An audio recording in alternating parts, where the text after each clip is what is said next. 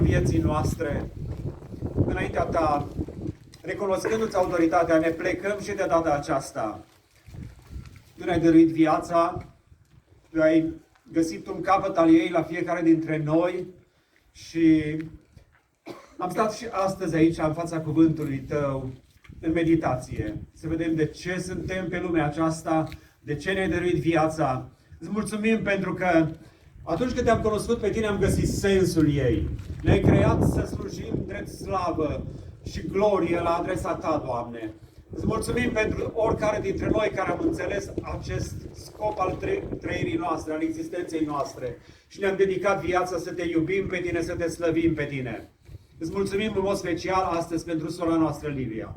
Mulțumim pentru binecuvântarea pe care ai făcut-o, Doamne, să Te cunoască pe Tine, pentru că ai chemat-o pe nume și ai făcut-o copila Ta, Doamne, cu această credință, cu această încredere, că ai făcut lucrul acesta în viața ei. Putem să ne despărțim altfel într-un asemenea moment.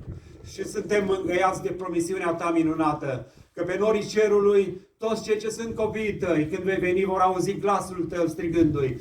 Mormintele se vor deschide și vom ieși în întâmpinarea Ta. Ai pregătit un loc pentru fiecare dintre noi în glorie, în slavă, ca să petrecem veșnicia cu Tine, Doamne. Și de aici, din păcat, din neascultare, din cădere, ne-ai hărăzit slava, ne-ai hărăzit gloria și ne-ai chemat să fim părtași cu Tine. O, Te preamărim și Te slăvim pentru asta.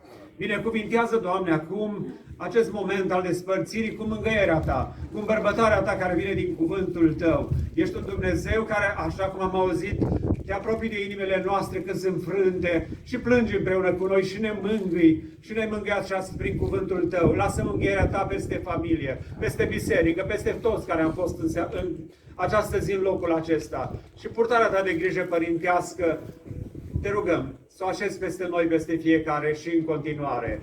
Preamărit, glorificat și onorat să-ți fie numele acum și în vecii vecilor. Amin. Amin.